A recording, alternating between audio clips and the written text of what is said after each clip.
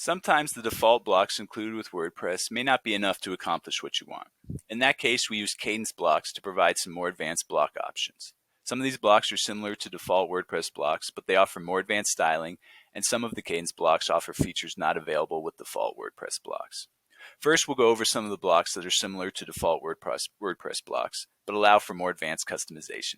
For example, the advanced gallery block allows you to create a gallery like the default WordPress gallery block, but it provides many more options for customization and styling. To add an advanced gallery block or any Kadence block, add it like you would any other block. When this menu comes up, I'm going to press the Browse All button. After you've used these blocks a few times, they might start to show up here, but as this is probably your first time using them, you'll need to click this Browse All button so you can open up this menu with all the block options we have. If you don't see Kadence blocks, just scroll until you see that, and then you'll see all the different Kadence blocks options that we have. So to add an advanced gallery, I'll simply click on this Gallery Advanced button option here. It'll place it on the page where I selected to add it. It'll be blank and it'll be asking me where the images are going to come from. So I'll click on this blue Select Images button. It'll open up my media library, and then I can select the images I want to add. I can click on them one by one, or I can click on an image, hold Shift, click on another image, and it will select all the images in between. But then I can click Create a New Gallery, and it'll bring me to this screen where you can drag and drop the images to change the order of the gallery. You can click this little X to get rid of an image, or you can add captions for any of the images. But once you're all set with that, just hit this blue Insert Gallery button, and the gallery will be placed on the page where you added it. So right above it, you'll see some basic editing options that should look familiar. These are common across most blocks. And then over here on the right will be the advanced editing options that we're looking for.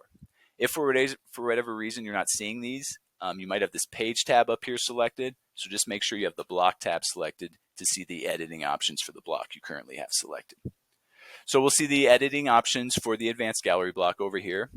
By default, it's a masonry gallery. With one single click, we can change what type of a gallery it is. We can change it to a grid. We can change it to a single image slider like this, and then we can see a preview of how it will work on the page. Below it, we have some more editing options. If I open that up, we can see some carousel setting options. I can change different transition styles from the images. I can style the arrows and the dots. If we change that, we can see a little preview of what that will look like. Below that is link settings. That is the setting for what will happen when people click on an image. If you want people to click on an image and it to get larger, just tell them you want it to open the media file. Link triggers is a light box. A light box is a new screen popping up over your current screen, and that's what we usually set by default. Then, of course, if you want to set captions, come down here and open that up. You can toggle the captions on, and then use some options for styling the captions: colors, size, spacing, all of that. Up here at the top, you'll have a few more tabs. You can select style, where you get some options to style the border, or you can add filters to the images if you'd like for whatever reason. And then you'll have this advanced tab where you get some more styling options for some spacing options, which you can play around with if you'd like. The next block we'll go over is the advanced columns block. This block will give you some more advanced customization options for your layout and your columns. To add that, I'll add it like any other block. Come into Kadence blocks, and the advanced columns block is actually called the row layout block. So I'm going to click on that, and it's going to place it on the page where I selected. By default, it's going to ask me what kind of layout to start out with. For example, do you want 2 columns side by side of equal size, 2 columns side by side, right column skinnier, 3 columns side by side of equal size, and so on. I'm going to choose 3 columns for now, and we'll see 3 columns all blank laid out on the page. So there'll be little plus signs here. Obviously, that's where I can add a block, add whatever kind of content I would like, text or images or whatever. I'm going to add some text content to each column for now. I'm just going to copy that over. And we now have 3 columns with some content in it. So I'm going to select the whole column, and we'll see all the different editing options we have over here on the right. With a simple click, you can change the number of columns. You can add to 4, you can get rid of it back to 3. You can change different type of layouts. Maybe you decided you want the left column to be bigger and the right 2 columns to be skinnier. Click on that. If you maybe want all 3 of them to be on top of each other, you can click on that, and now it's 3 columns all stacked on top of each other. I'm going to go back to the 3 columns side by side for now. So whenever you see these little icons, this is a mobile screen size icon. This is a tablet screen, this is a mobile screen size icon. This is the tablet screen size icon. And so what you can do is you can have settings set for each different screen size. So for instance, if we want the columns side by side on full desktop size, we leave that desktop size, we have them side by side. Then we come to tablet size. I'm going to scroll back up so we can see it shows you a little preview of what the page will look like with that size. And say I decide I want 2 on top and 1 on bottom. I click on that. And now when it goes to tablet size, the columns will switch to 2 on top and 1 column on bottom. And then I can have it set when I go down to mobile, or for a mobile phone. By default, it will usually have them all stack on top of each other. But for whatever reason, if you didn't want that, if you still want them side by side, you can again click that to have them go side by side. Or as we normally do by default, when we go down to the smallest screen size, we have them all stack on top of each other like that. But to get back to the desktop screen size, I'm going to click on the desktop icon and we're back to the normal screen size. If we go below that, we'll see some more options for editing the space in between the columns. You can choose some automatically set sizes, or you can manually set it by clicking on this little filter icon and then dragging and dropping, and it will change how much space is in between the columns. Again, there's some more options down below. You can style the top divider if you'd like. You can style a bottom divider. This is what will separate it from the blocks below and above it.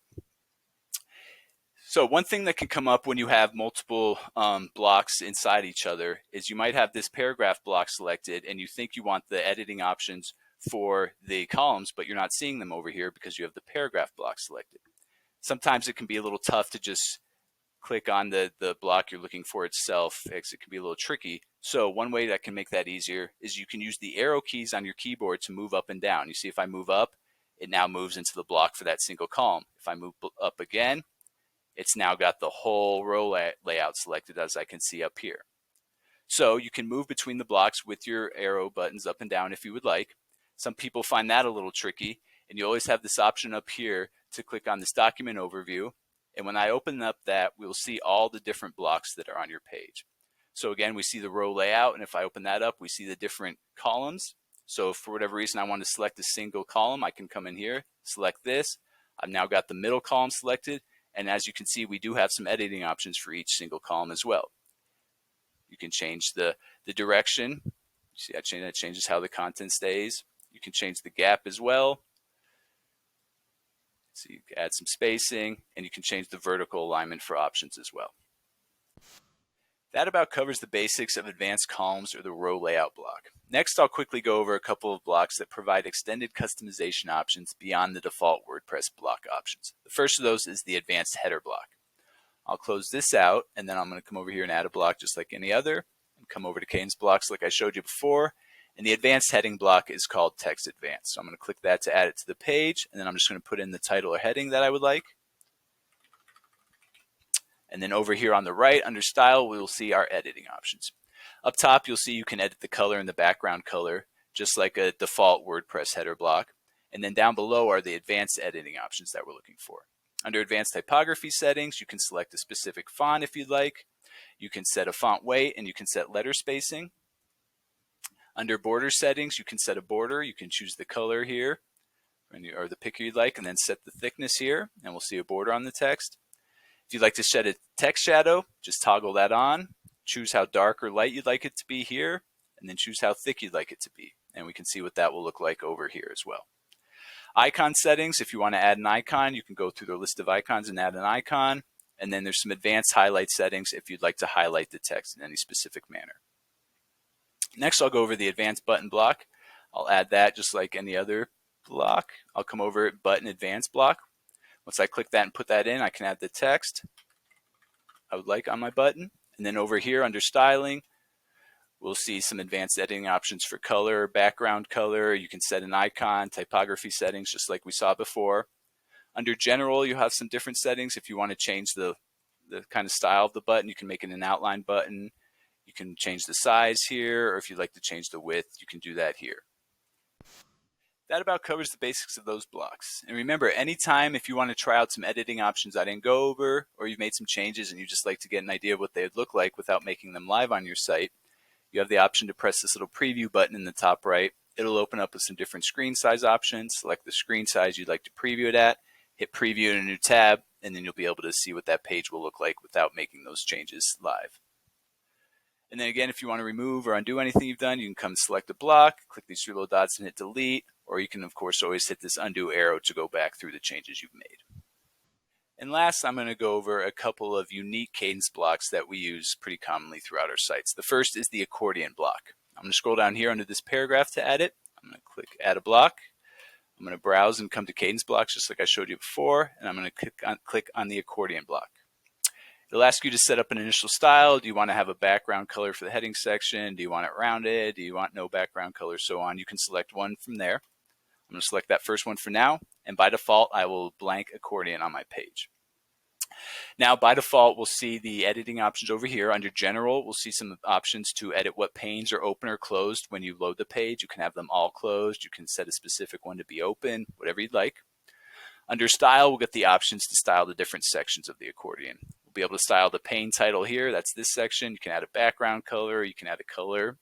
And you can also set what it is for the different actions. You can set the color as it is default. You set the colors for when someone hovers over that area. You can set the colors for when that area is open. That's what active means. But again, you can set the pane title border colors there or sizing. And then below, you can set content styling if you'd like as well. So I'm just going to come and add some content to the accordion so you can see what that'll look like. Add the title here, second title here. And then you can add some content, whatever kind of content you like, whatever block you'd like, image, text. I'm going to add a paragraph block for now and just put in some content. I'm going to copy that and I want to add it to this pane. So if you're not seeing the area to add the content to a pane, just click on the pane itself. It'll open up and then you can put in that content you like. I'm going to put in a paragraph. So now we have an accordion with two panes. You can see you can click and open those, close them, however you like. These are popular for things like frequently asked questions sections. So now if you want to add a new pane section, there'll be a little button here, but you must have the whole accordion selected. So this is that issue I mentioned before where it can be kind of tough to select the whole block itself as opposed to just the little bits of it. So one way you can do that, as I mentioned, is to use your arrow keys. You see if I move up, it moves through different bits of content. Now we're at a pane. Now we're at the still full pane. Now if I click up one more time, now we've got the whole accordion selected, as you can see over here. And I can edit the whole accordion, or I can add another accordion item by clicking this button. I'll get a blank title and pane section where I can go ahead and add whatever content I would like. And just to reiterate, it can be a little tough to select a particular part of a block or the entire block itself, and you can use the arrow keys like I just mentioned. But again, I just want to go over, you can always use this document overview menu over here, and it will show you all the different blocks on your page laid out in the order they are. And you can click on these little carrots to see the block within the block, and we can get down the title pane or the paragraph itself. So if you're having trouble selecting a particular pane or a bit of content or the entire block itself, this is often the easiest way. I'm going to close this out, and then we're going to go over the last block we'll go over today, which is the tab block. I'm going to click Add a Block. I'm going to come to Browse All. I'm going to come to Kadence Blocks, and I'm going to come down here to Tabs and click that to add it to the page. When you first add it, it's going to ask you to select an initial style. Do you want white background tabs with the tabs on top? Do you want color background tabs? Do you want the tabs on the left? I'm just going to select this one for now, and we'll see a blank tab block laid out on our page. I'm going to fill it out with some content for now so you can see how it works.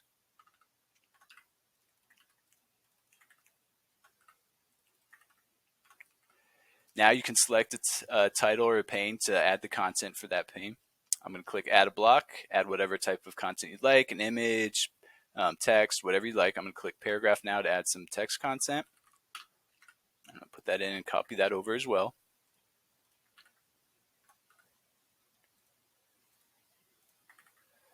Now we have content in all three of the tabs, and when I click on it, you see the content for that tab.